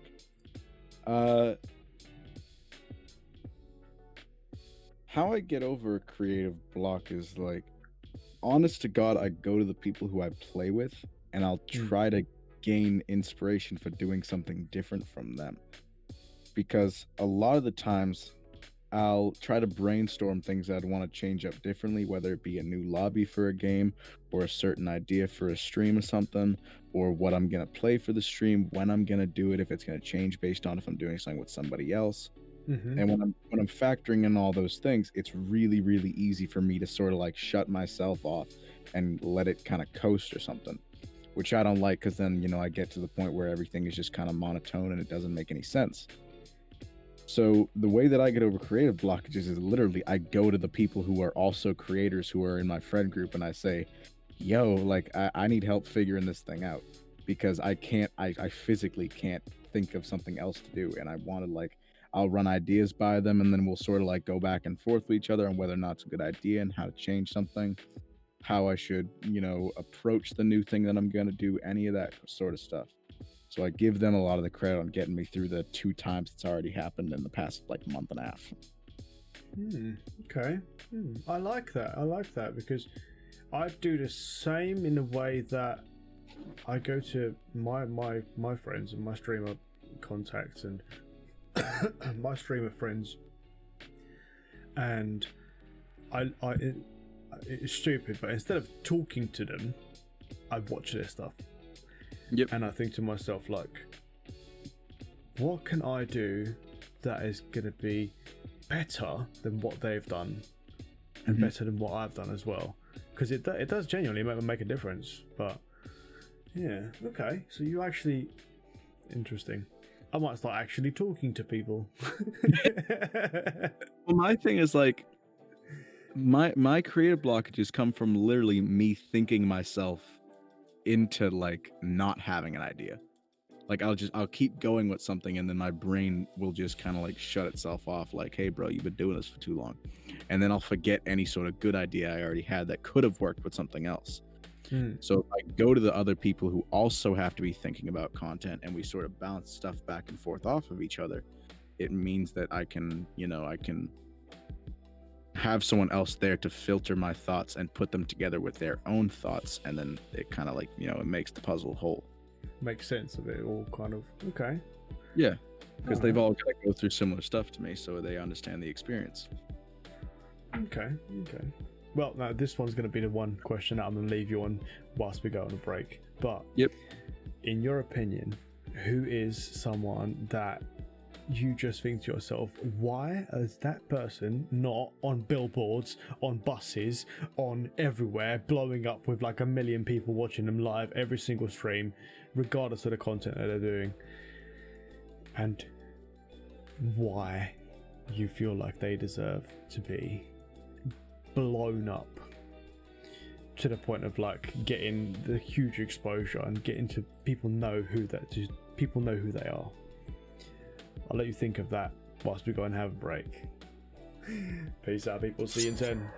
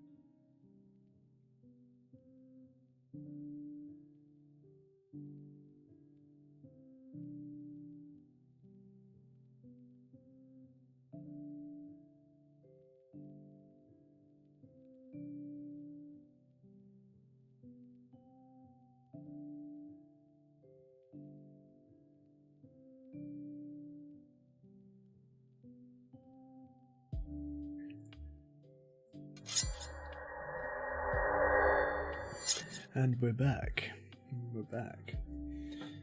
How's everyone doing?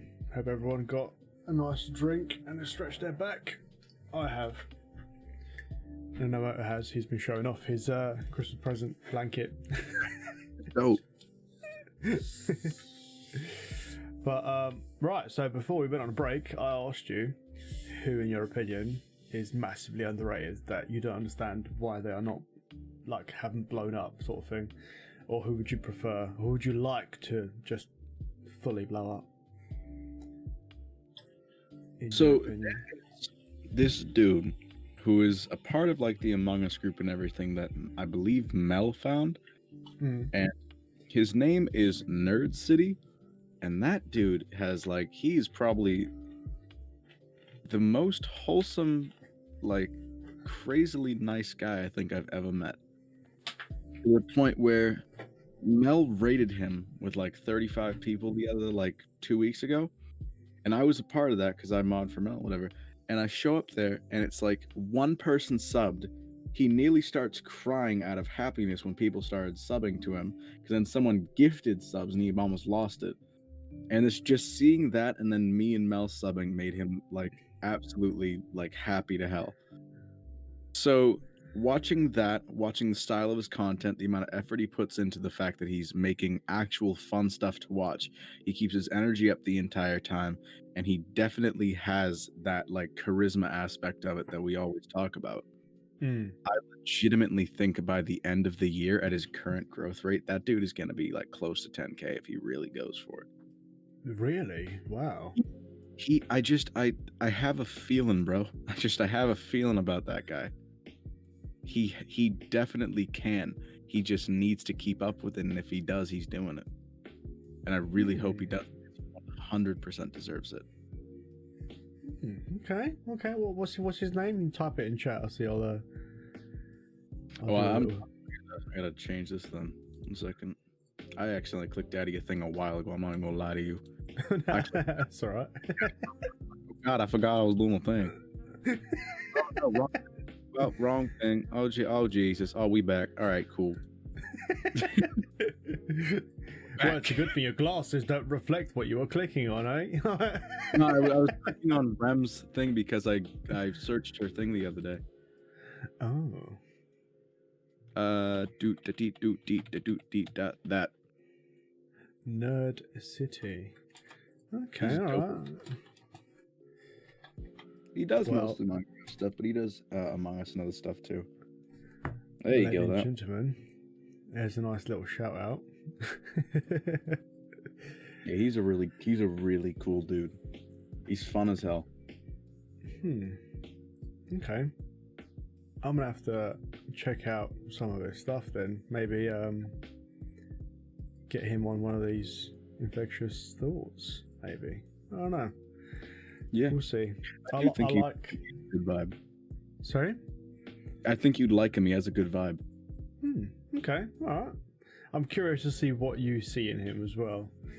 And yeah. Okay. You'll know that. Exactly what I talk about when you show up. Even if you just follow him, he kind of loses it a little bit. He gets so giddy so fast.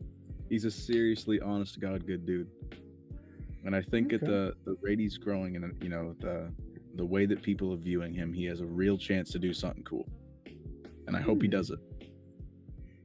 Okay. All right. What's your favorite food? Favorite takeaway food? Huh? What's your favorite takeaway food? Favorite takeaway food? Yep. Fast food. Yeah, you're asking. You're asking Chef Boy about fast food. Yeah, that's right. That's right. Well, Wendy's is the best fast food spot around here besides Five Guys, but Five Guys is kind of like hit or miss for a lot of people. I love Five Guys. It honestly might just be Five Guys and go there, get a classic, and do like the cheeseburger and fries combo. But you got to do shake too because it's Five Guys and they got kick-ass shakes, bro. I've never been a massive fan of milkshakes though. No. Shut up and trust me. Shut up and trust me. You'd like it. Okay. They do something. I don't know what they probably got like some sort of highly addictive chemical or something. I don't know what the hell it is, bro. You got special alien cows. There's been times, seriously, there's been times where legitimately I have like been sitting doing something completely unrelated, and I'll just sit there and I'm like, you know what would make this night complete? And then I'll seriously, I'll go there and I'm like, hey guys, welcome back. It's me. Like, oh my god. Logic's got the sad life. Yeah, they fry their stuff in peanut oil because peanut oil has a really, really high smoke point. Oh yeah. So it makes everything crisp as hell. Logic. Oh my god. Yeah, Jonesy knows. My mouth is literally like wet right now. Just thinking about Five Guys food. Oh my god. Jesus. But what is your favorite thing to fall back on if you're in a stream, like if something doesn't go right or whatever, like what's your favorite thing to, I don't know, talk about or just fall back on? Like, you know, for a fact that regardless of what you were doing previously, if you can go back to this thing, you'll be perfectly fine, you'll be happy, you'll be alright, just chill. Whenever I get to a point where something isn't working, or if like I feel like I have to revert to something that'll just fill the time out or whatever, or something that's going to keep the chat engaged, I will immediately switch on to like the advice giving section of the streams.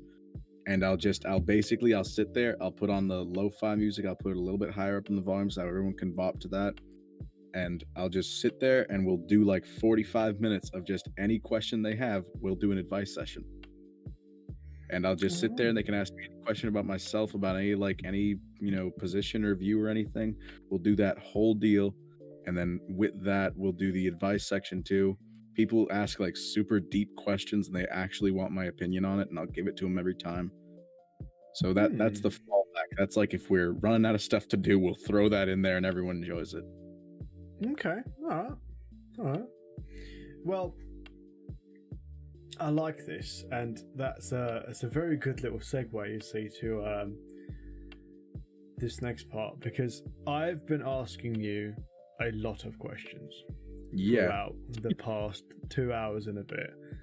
Yep. But it's only fair that I open the gates the other way and let you ask me whatever question you'd like for me to answer regarding my personal self, my content creation side, my online presence, whatever you'd like. Within reason, you have no holes barred.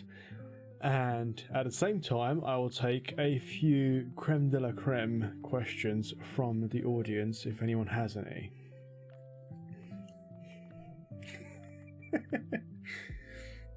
Thinking. I like this part. Yeah.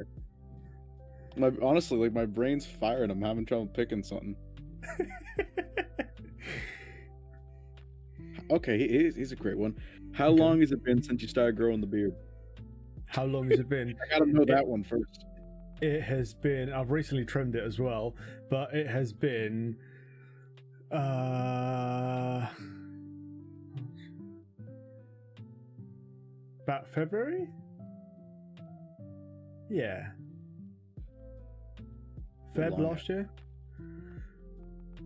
Got almost a year of growth on it. My hair grows fast. Okay.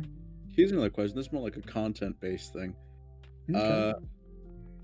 If you could get like one of these style talk things going, but you could bring out 10 people. All right, so you and the 9 other people from the content scene, and you want to bring this group of 10 people together to just talk about a bunch of stuff and answer questions. What kind of people would you go for? And if you can't think of 9, then you can drop it to a 5-person thing. But I'd like to hear where your brain would go with that. Ooh, okay. That's right. I'm making you think now. It's my show. All right. Okay. Right. First of all, I would actually quite like to have you on because I like the way that you break down certain things into subjects that most people wouldn't directly think about, and I feel like you have a certain quality of getting kind of like underlying questions that nobody's really thought about asking, but they're thinking about. And I also really like your voice. Yeah. That's like the first thing people go off of, bro, when they meet me. People have been everything. I've gotten like the weirdest reactions possible. I'm gonna send you a clip later of something that's gonna blow your mind about the first reaction of someone hearing my voice. I've gotten everything from that and the crazy like good side of it to people being so intimidated they didn't want to have me in the call with them. What? Yeah, there was a girl who was so intimidated by my voice that she legitimately left the call and stopped playing with us. Oh my god, that's weird. And now we talk every day. So it worked out well. Okay. I'd like to have yourself 50% gaming because he's just got the energy of someone who's just downed like 2 liters of Red Bull. Oh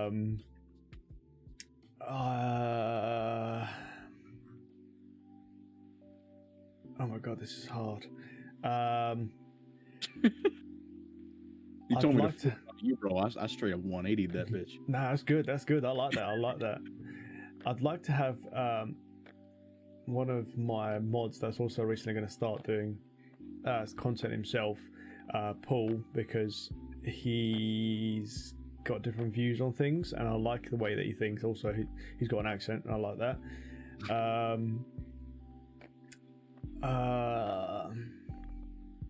Also, he nearly killed me, hence why his name is actually up there at the back of my stream. Fun. I think Rem as well, and Rem, Sudarez, and Royal Datango, because they just have a good way of working together, and they add a certain uplift to the stream. Trying to get into the Among Us lobbies right now.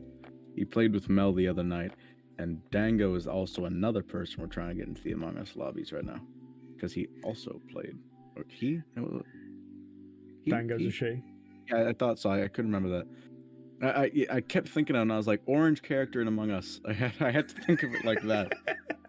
But, yeah, he's the other one who we were trying to get into the Among Us lobbies the other day. Luke Ukulele. Also know that from the UK side, he's pretty fun. Yeah, you need some representation. 100%. He's rep the UK.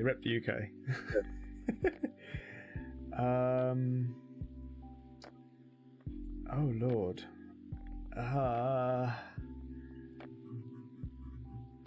I'm just literally looking for my contacts at the moment. And Wishbone as well. I like Wishbone's sass. I like that. And I think he's also coming from a heavy editing side of YouTube as well. Mm-hmm. Different kind of mindset towards things. That each one of them has a different way into content creation, or their personality, or the way they sound, or yeah, okay. I haven't actually thought about doing a large form of this with multiple people. The only reason I kind of suggested it is because it would let you throw blanket questions out to hear multiple perspectives at the same time.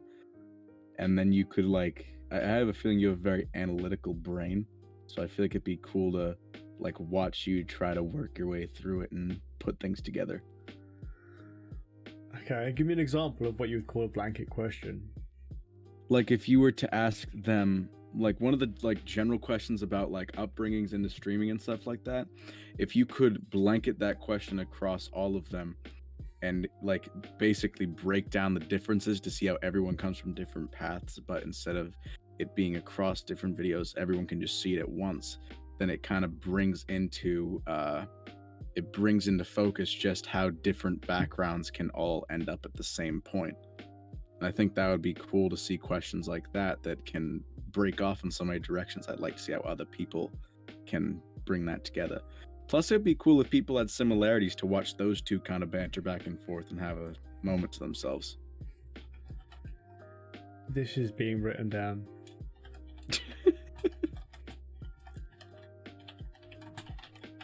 I like that. Okay, I'm going to have to look into that because I quite like the idea. And I think I've got a few things that I... Okay, alright. Okay, I got time for that. Alright. Let's see. Logica said, Moto, tell him about the name. Not quite sure what that means. Something to do with someone saying your name the same way every time?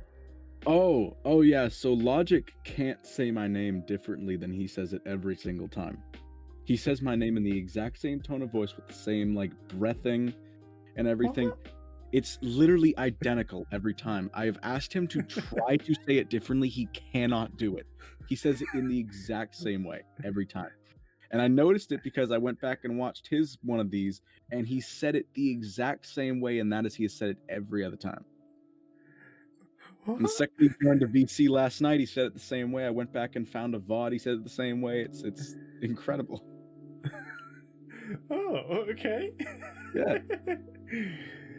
Oh god. More stuff we got on him.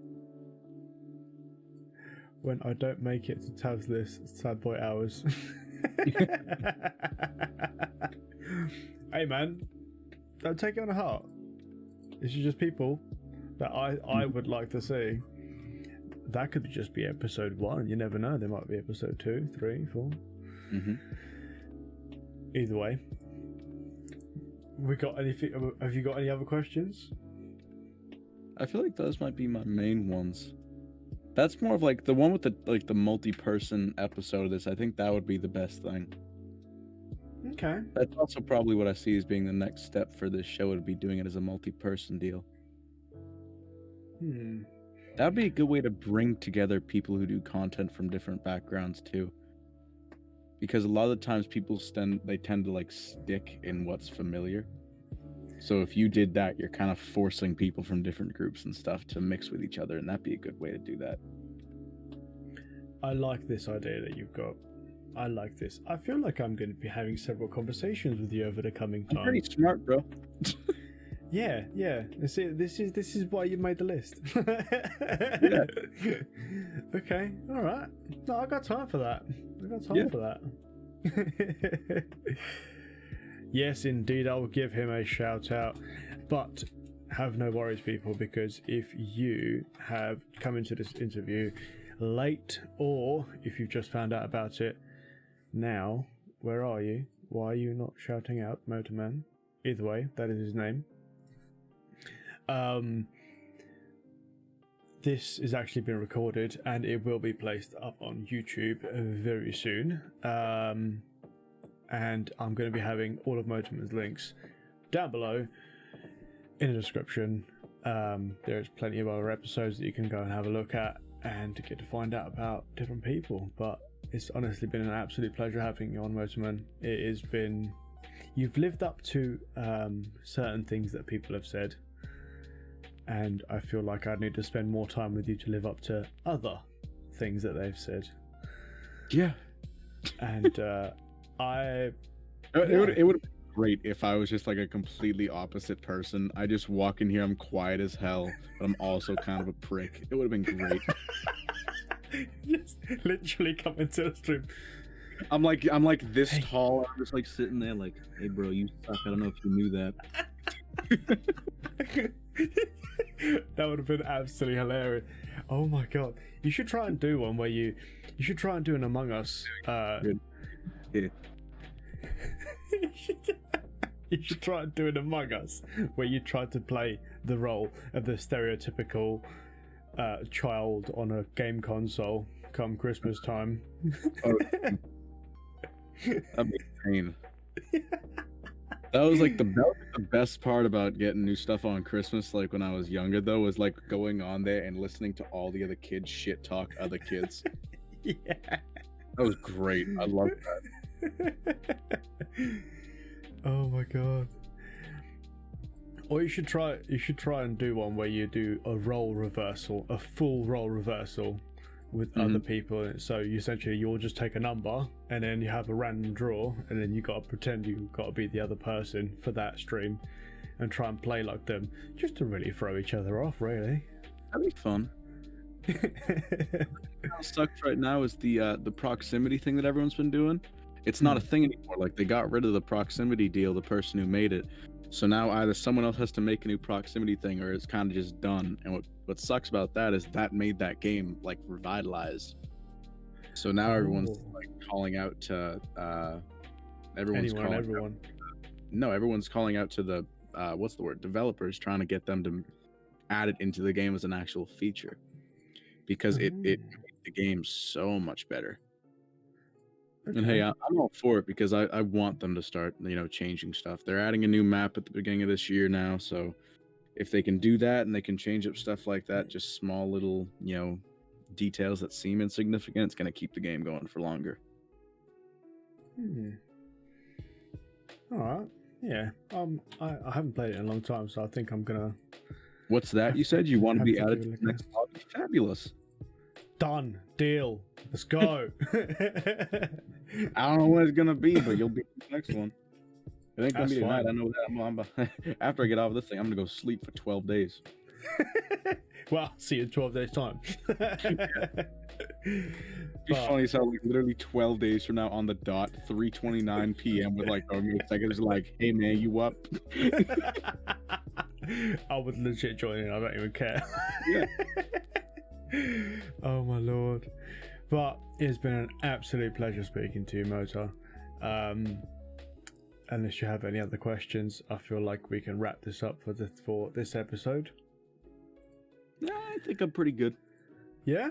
Awesome. Yeah. Well, what we'll do now is we'll say goodbye to the people on YouTube, end the recording, and then we'll rate a person of your choice. God, I gotta pick people. But for those watching this on YouTube, again, Jesus.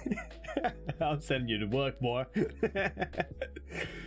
But it's been an absolute pleasure for everyone that's been coming in here. I'd really do appreciate all of you turning up and seeing who this lovely gentleman is. And like I said, all of his links are going to be down below in the description. All of my links are going to be down below in the description. Check out everything that each one of us has.